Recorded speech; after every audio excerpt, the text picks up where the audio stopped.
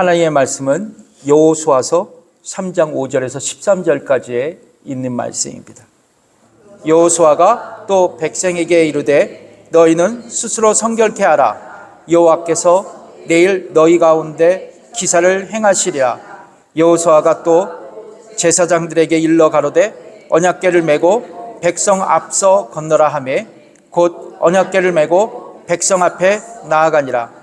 여호와께서 여호수아에게 이르시되 내가 오늘부터 시작하여 너를 온 이스라엘의 목전에서 크게 하여 내가 모세와 함께 있던 것 같이 너와 함께 있는 것을 그들로 알게 하리라.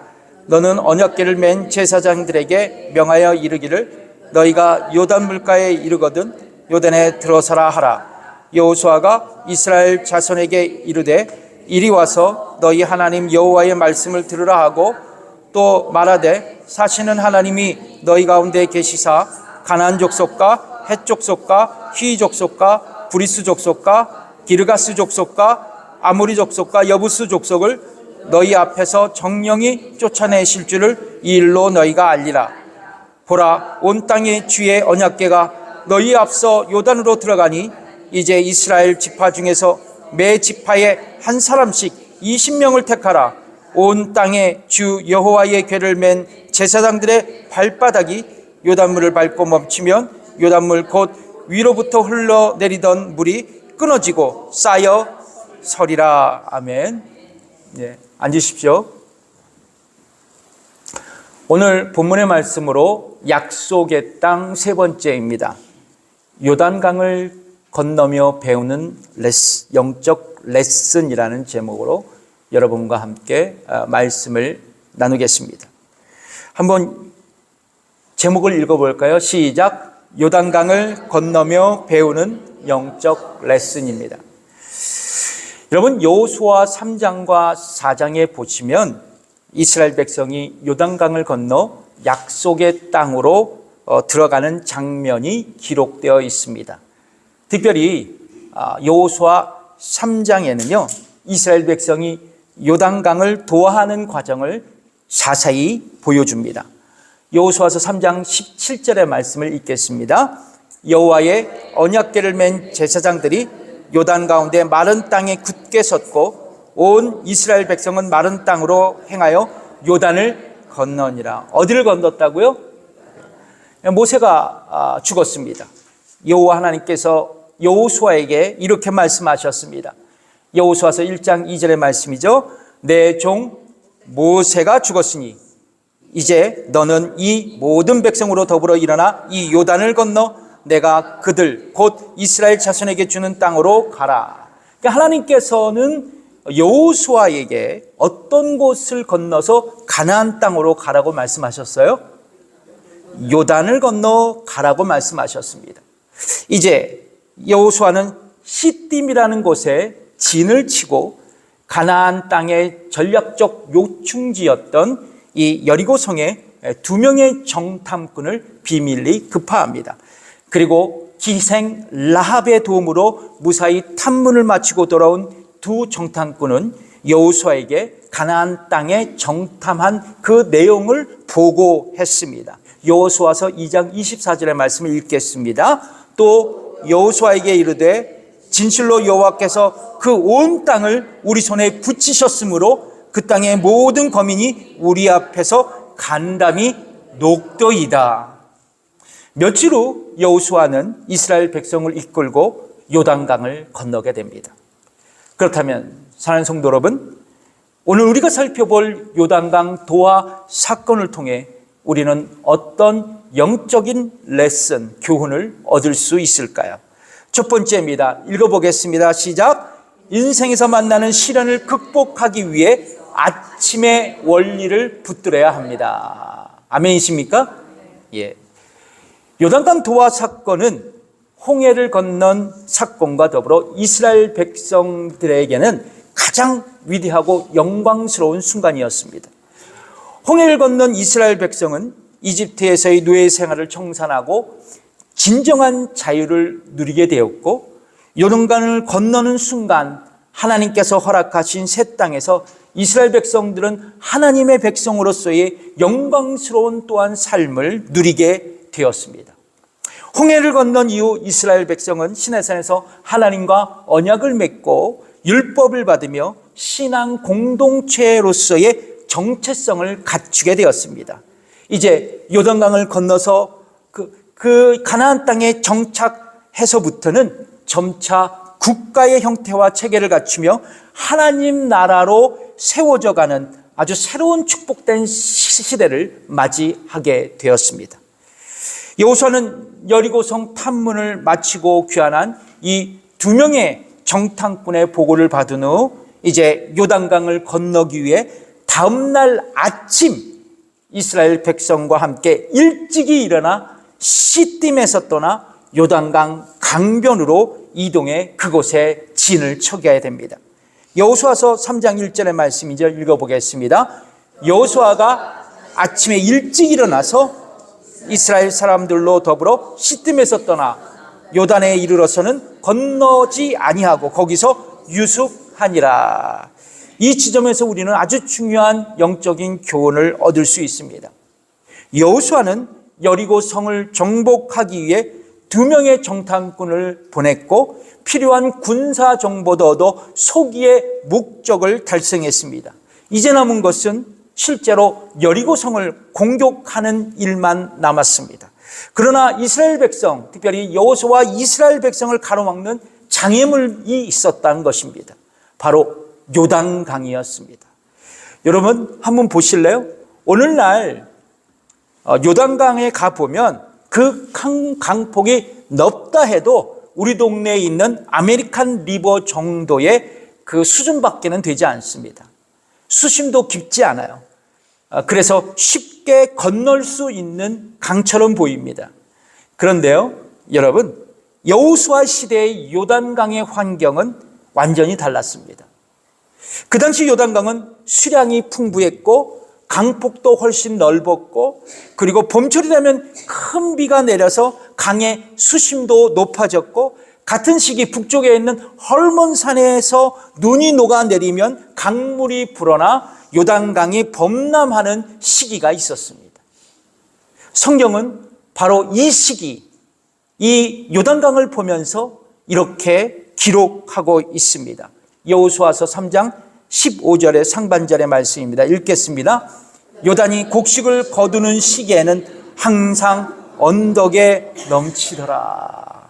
그러니까 보리를 추수할 시기 때가 되면 강이 범람한다는 거예요. 이런 환경의 요단강은 가나안 땅으로 향해 걸어가는 여호수아와 이스라엘 백성에게 큰 난관이었고 또 현실적인 위기적 상황이었습니다. 중요한 것은 이것입니다. 이 요단강은 우리의 인생의 여정 속에서 반드시 마주하게 되는 온갖 어려움과 시련을 상징한다는 것입니다. 그렇습니다. 우리는 요단강과 같은 인생의 난관을 마주하게 됩니다. 그때 우리는 어떻게 반응해야 할까요? 여호수아서 3장 1절에 보면 여호수아가 아침에 어떻게 일어났다고요? 일찍이 일어났다고 말씀합니다. 그렇습니다. 동일하게 우리가 인생에서 만나는 요단강을 극복하기 위해서는 아침의 원리를 붙들어야 합니다. 여러분, 하나님은 시간의 창조주로서 모든 시간의 주인이 되십니다. 여러분 믿으십니까? 하나님은 밤과 낮 그리고 아침을 주관하십니다. 흥미로운 것은 성경에 보면 하나님은 무엇보다도 아침 시간에 우리를 도우시고 역사하는 분으로 묘사되고 있습니다. 예를 들면 여러분, 홍해를 가르신 하나님은 언제 역사하셨을까요? 바로 아침입니다.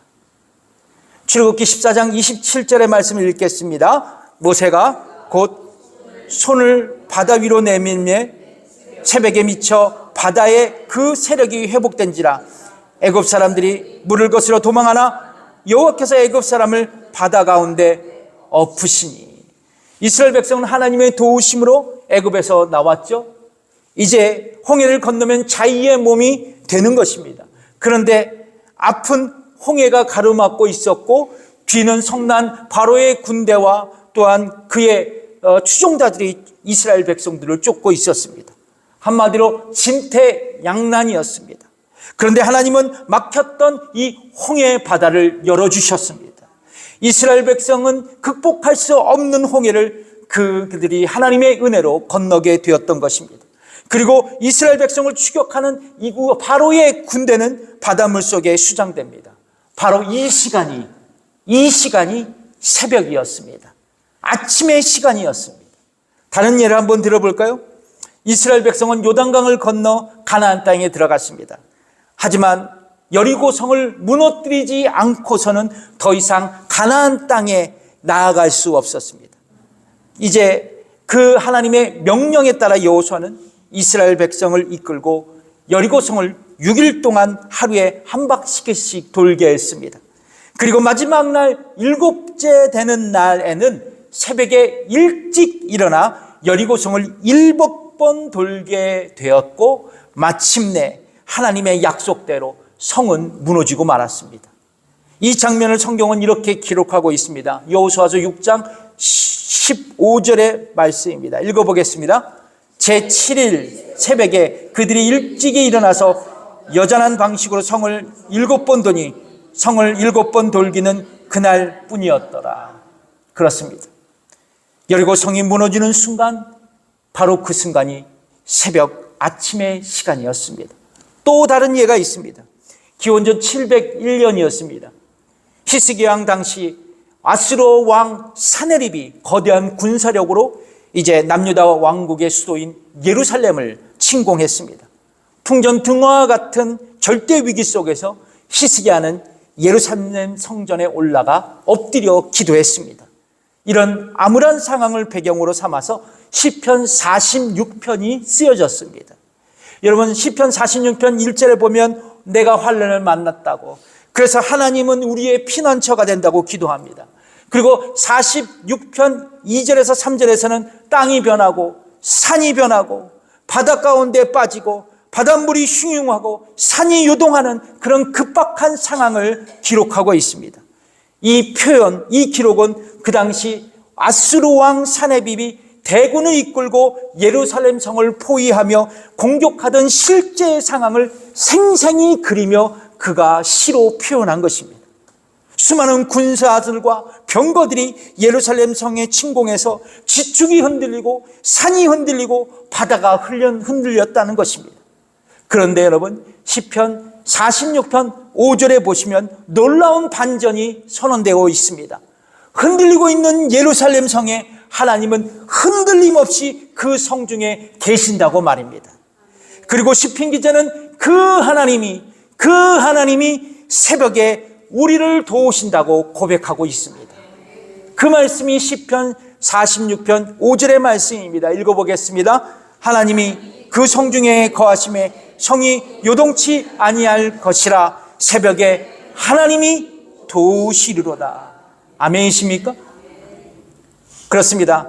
세상이 흔들려요. 전쟁의 소문이 진동해요. 세상은 뒤숭숭합니다. 흔들리고 있어요. 그러나 하나님이 계시는 성은 흔들리지 않습니다. 하나님이 거하시는 하나님의 자녀들은 흔들림이 없어요. 왜냐하면 하나님이 그를 아침에 도우시기 때문에 그렇습니다. 아멘이십니까? 성도 여러분, 우리에게는 여전히 넘어야 할 요단강이 있습니다. 삶의 어려움도 있고요. 그리고 시련도 있습니다. 참 감당할 수 없는 어려움들이 나에게 다가올 수도 있어요. 예기치 못한 사고와 사건도 있을 수 있습니다. 참으로 넘기 힘든 장애물들이 우리를 가로막을 때가 너무나도 많습니다. 중요한 것은 이것입니다. 우리는 아침부터 움직여야 합니다. 들어놓 있지 말아야 된다는 거예요. 조용한 아침 시간, 말씀을 묵상하고 기도로 하나님을 찾아야 합니다. 왜냐고요? 아침은 주께서 역사하시는 시간이기 때문입니다. 그런데 여러분, 아침에 일어나서 경건의 시간을 갖는다는 것 사실 쉽지 않은 결정입니다. 몸도 피곤해요. 그렇죠? 그리고 마음도 무겁습니다. 즐겁지 않아요. 그리고 습관도 되지 않았습니다. 그래서 좀처럼 경건의 시간을 갖는다는 것은 쉬운 일이 아닙니다. 하지만 여러분, 여호수아 3장 1절 한번 보세요.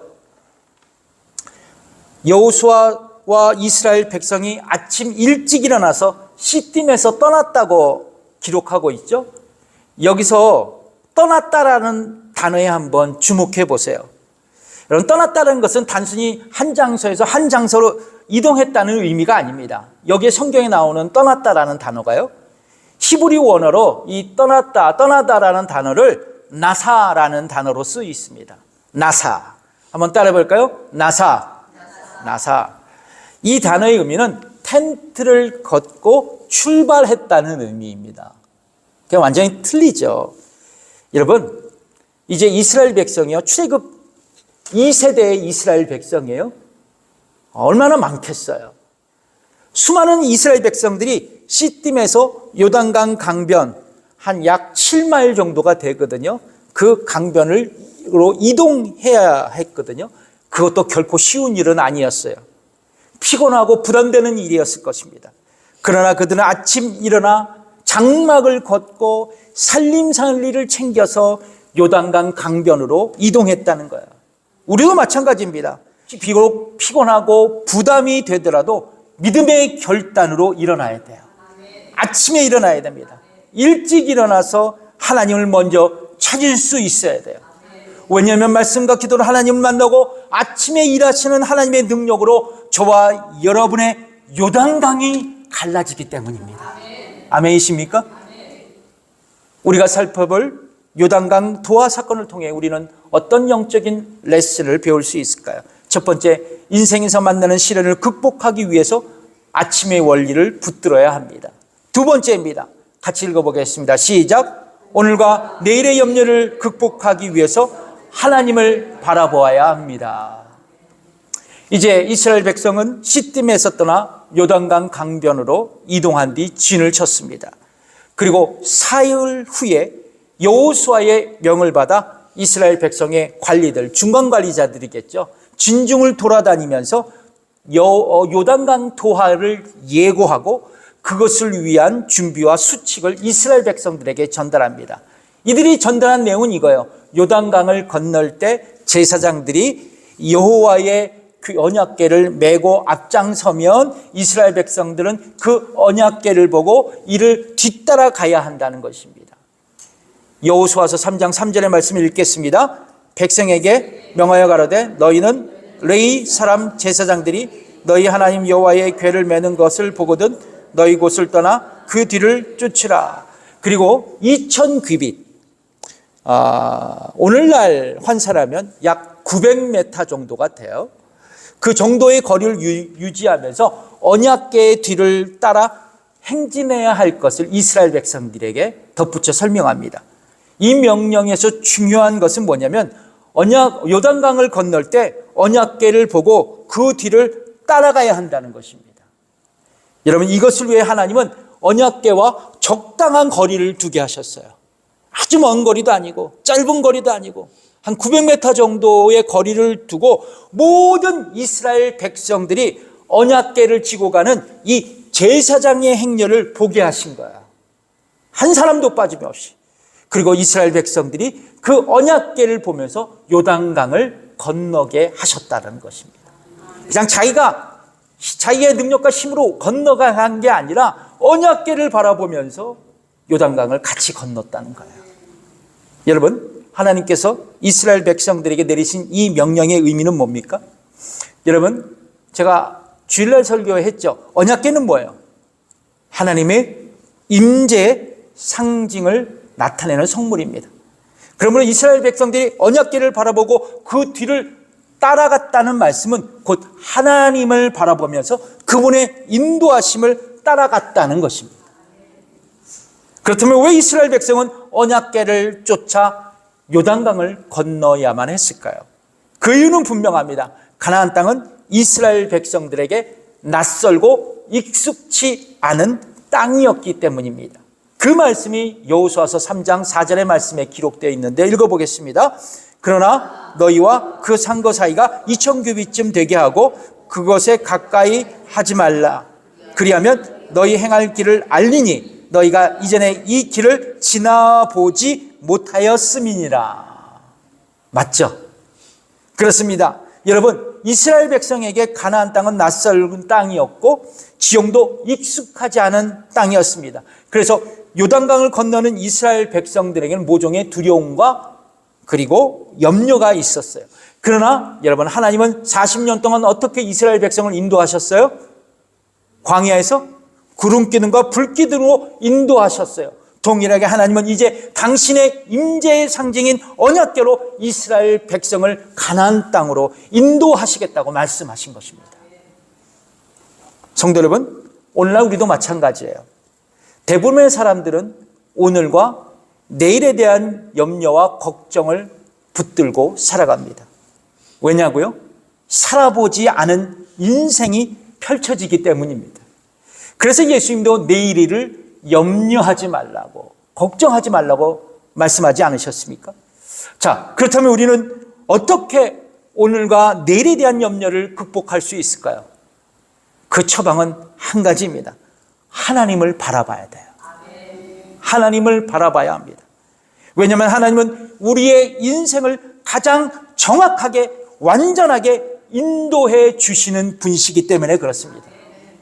여러분, 우리가 낯선 곳에 가면 자동차에 GPS를 켜고 길을 찾습니다. 맞나요? 예, 낯선 곳에 가면 GPS를 보죠. 그러나 여러분 아다시피 복잡한 도심에서는 GPS도 가끔 잘못 우리를 인도할 때가 있습니다. 예. 그런데요, 여러분, 하나님의 인도하심은 다릅니다. 그분의 인도하심은 실수나 오류가 없으십니다. 하나님은 언제나 가장 정확하고 가장 좋고 가장 선한 길로 우리를 인도해 주시는 분이십니다. 그러므로 여러분, 나의 경험을 의지하지 마십시오. 나의 지혜보다 하나님의 지혜를 붙드십시오. 나의 지혜를 가지고 하나님보다 앞장서지 말라는 것입니다. 그러다가는 큰 낭패를 우리가 보게 됩니다. 도리어 우리의 삶의 완전한 영적 GPS가 되시는 하나님을 바라봐야 합니다. 그래야만 하나님은 우리의 갈 길을 우리에게 올바르게 가르쳐 주십니다. 제 얘기일까요? 아닙니다. 잠언 3장 5절에서 6절의 말씀에 기록되어 있습니다. 한번 읽어볼까요? 시작. 너는 마음을 다하여 여호와를 의뢰하고 내 명철을 의지하지 말라. 너는 범사의 그를 인정하라. 그리하면 내 길을 지도하시리라. 아멘이십니까? 그러니까 여러분, 아무리 내가 경험이 많고 지혜가 있고 삶의 연륜이 있어도 오늘과 내일은 모르는 거예요. 하나님을 붙들어야 돼요. 여러분, 하나님을 바라보십시오. 그분의 정확하고 완전한 인도하심을 신뢰하십시오. 하나님은 오늘도 여러분의 길을 바르게 인도하실 것입니다. 마지막으로 우리가 살펴볼 요단강 도하 사건을 통해 우리는 어떤 영적인 교훈을 배울 수 있을까요? 세 번째입니다. 같이 읽어보겠습니다. 시작. 하나님의 기적을 체험하기 위해서는 성결한 삶을 살아야 합니다. 아멘이십니까? 동의하세요? 여러분, 이스라엘 백성의 중간 지도자들이 이제 이스라엘 백성의 진영을 돌아다니면서 요단강 도하를 위한 준비 지침을 전달한 후 이제 마침내 여호수아는 요단강 강가에 모인 이스라엘 백성들에게 이렇게 말합니다. 오늘 본문 여호수아서 3장 5절 말씀 이제 읽겠습니다. 여호수아가 또 백성에게 이르되 너희는 스스로 정결케 하라. 여호와께서 내가 너희 가운데 기사를 행하시리라. 여러분, 여호수아는요, 요단강을 건너기 위한 준비 과정에서 이스라엘 백성들에게 한 가지 아주 특별한 요구를 합니다. 바로 너희는 스스로 뭐라고요? 성결케 하라는 것입니다. 그러니까 이스라엘 백성이 하나님의 기적을 경험하기 위해서는 반드시 필요한 조건이 있다는 것입니다. 그것이 바로 성결함입니다. 성결함. 따라서 온 이스라엘 백성은 하나님을 생생히 체험하게 될 이 중대하고 엄숙한 수간에 자신들을 성결케 해야만 했습니다. 이스라엘 백성들이 어떻게 스스로 성결케 했는지 성경에 기록되어 있지 않지만 신의 산의 그 경험에 비추어 봤을 때 아마도 그들은 신의 산에서 했던 것 같이 똑같이 했을 거예요. 부부의 잠자리를 멀리하거나 아니면 부정한 것들을 접촉을 금하거나 아니면 목욕 후에 옷을 빨아서 단정히 입는 그러한 정결의 의식을 했을 것입니다. 그렇다면 여러분, 이스라엘 백성이 성결하지 않으면 하나님의 기적을 경험할 수 없었던 그 이유는 무엇일까요? 어떤 이유가 있었을까요? 왜 성결하라고 하나님께서 말씀하셨을까요? 하나님은 거룩하시고 성결한 분이시기 때문입니다. 그래서 여러분, 레위기서 11장 45절에 이 말씀이 있죠. 읽어보겠습니다. 나는 너희의 하나님이 되려고 너희를 애굽 땅에서 인도해야 낸 여호와라. 내가 거룩하니 너희도 거룩할지어다. 그러므로 이스라엘 백성은 거룩하지 않고서는 거룩하신 하나님을 경험할 수 없었어요. 동시에 거룩한 하나님의 기적에 동참할 수도 없었습니다. 또 다른 이유는 뭐냐면 성결함이 하나님의 기적을 경험하기엔 필수적인 준비 과정이기 때문입니다. 여러분, 하나님의 기적은 때로는 무조건적인 은혜로 우리에게 나타날 수 있어요. 그래서 하나님의 기적은 뭐예요? 은혜라는 거죠. 그러나 성경에 보면 하나님의 기적은 성결한 자에게 주어지는 하나님의 응답이었습니다. 여러분, 한번 예를 들어 볼까요? 바담 아람에서 큰 부자가 된 야곱이요, 이제 자기의 고향으로 돌아갔습니다. 돌아가던 길에 어느 땅에 들렸냐면 세겜 땅에 들렸어요. 근데 세겜 땅이 재밌었나 봐요. 야곱이 그 세겜 땅에 오래 머물렀습니다. 근데 머무르면서 큰 위기를 만나요.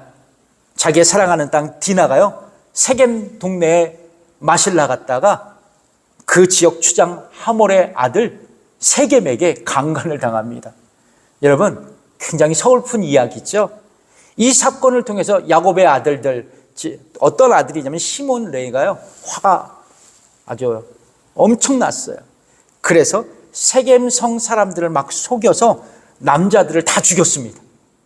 그리고 성 전체를 약탈해 버렸어요.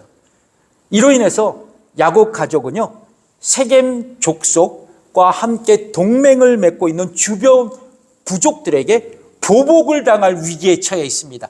한마디로 뭐냐면 야곱 가족 전체가 몰살당한 위격 상황에 봉착돼 있었다는 것이죠. 이때 야곱이 취한 행동이 어떤 행동이었냐? 제가 읽어드릴게요. 창세기 35장 2절의 말씀인데요. 야곱이 이에 자기 집 사람과 자기와 함께한 모든 자에게 이르되 너희 중에 이방 신상을 버리고 자신을 정결케 하고 의복을 바꾸라고 말씀하고 있어요. 이 위기적 상황에서 야곱은 자기 가족과 식솔들에게 무장을 명령하지 않았습니다. 보통 사람은 무장하라 그러죠. 단디 준비해. 그러나 야곱은 대신 자기 집 사람과 그와 함께 한 모든 사람들에게 뭐를 요구했어요? 성결함을 요구했습니다. 그러자 어떤 일이 벌어졌어요? 하나님께서 야곱의 일가족을 공격하려 했던 이 이웃 부족들에게 큰 두려움을 안기셨습니다. 어떤 두려움인지 몰라요. 하나님의 일하심이에요. 큰 두려움을 주시고 그들이 감히 야곱의 가족을 건드리지 못하도록 하나님의 기적을 보여주셨습니다. 야곱은 성결함으로 하나님의 보호와 기적을 경험하게 된 것입니다. 그러면 여러분, 우리가 하나님의 기적을 경험하기 위해서는 뭐가 필요하다고요? 하나님 앞에서의 성결함. 동의하십니까? 그렇다면 어떻게 우리는 자신을 성결하게 할 수 있을까? 이게 굉장히 중요하잖아요. 우선 자신의 죄를 자백하고 회개함으로써 자신이 성결해질 수 있습니다. 여러분, 성결하다, 거룩하다라는 말의 히브리어가요, 카다쉬입니다.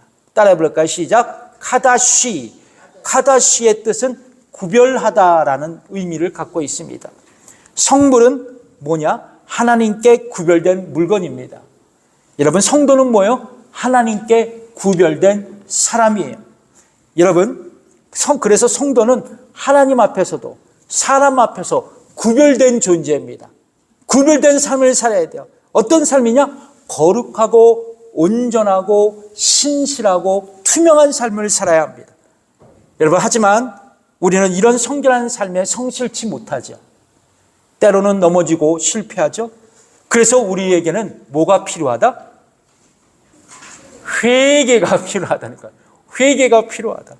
왜냐하면 회개는 하나님과 우리 사이를 가로막는 죄의 장벽을 허물고 우리를 모든 불의에서 정결케 해주기 때문입니다. 성경은 이렇게 말씀하시죠.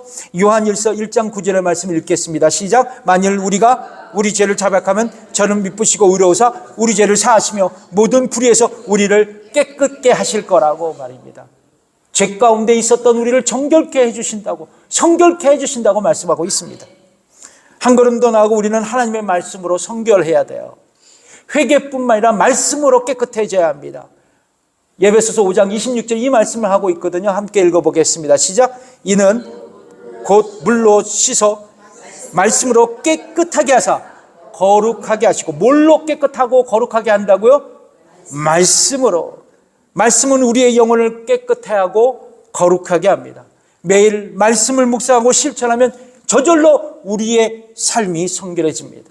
왜냐고요? 말씀은 우리의 가치관, 말, 태도, 행동을 교정하고 거룩하게 만들기 때문입니다. 성도 여러분, 우리에게 묻고 싶은 중요한 질문이 있습니다. 여러분, 우리는 오직 하나님의 기적을 경험하기 위해서 성결한 삶을 추구해야 할까요? 오직 기적을 경험하기 위해서 성결한 삶을 추구해야만 하는 거예요. 우리가 성결하는데 더 근본적인 이유가 있습니다. 왜 우리는 거룩해지고 성결해야만 할까? 바로 하나님께 쓰임받는 존재가 되기 위해서입니다. 여러분, 보통 더러워진 그릇은 사용하지 않습니다. 누가 더러워진 그릇을 사용할까요? 그것이 금그릇이라 할지라도 더러워진 그릇은 우리가 사용하지 않습니다. 마찬가지입니다. 하나님은 모든 그릇을 쓰실 수 있는 분이에요. 작은 그릇, 큰 그릇, 귀한 그릇, 천한 그릇도 사용하십니다. 그러나 더러워진 그릇은 사용하시지 않습니다. 그 그릇이 에르메스 그릇이라 할지라도, 명품 도자기라 할지라도 하나님은 더러워진 그릇은 사용하시지 않는다는 거예요. 그 말씀이 디모데후서 2장 20절에서 21절의 말씀에 기록되어 있습니다. 읽어보겠습니다. 나무와 질그릇도 있어 귀히 쓰는 것도 있고 천히 쓰는 것도 있나니, 그러므로 누구든지 이런 것에서 자기를 깨끗하게 하면 귀히 쓰는 그릇이 되어 거룩하고 주인이 쓰심에 합당하며 모든 선한 일에 예비함이 되리라. 아멘이십니까? 여러분, 하나님은 우리를 쓰실 때 나의 학력, 나의 능력, 나의 세상의 위치를 보시지 않습니다. 어떤 걸 보세요? 우리가 얼마나 깨끗하고 성결한가를 하나님은 주목하십니다. 그러나 여러분, 우리는 날마다 자신을 돌아봐야 합니다. 나는 지금 깨끗한 그릇인가? 그래서 주님의 손에 귀히 쓰임받는 그 준비를 내가 하고 있는가라는 것입니다. 여러분, 하나님께서 귀히 쓰시는 그릇은 깨끗한 그릇이에요.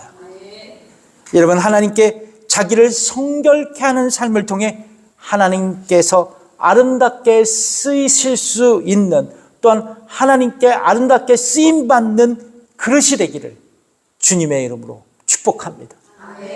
기도하겠습니다.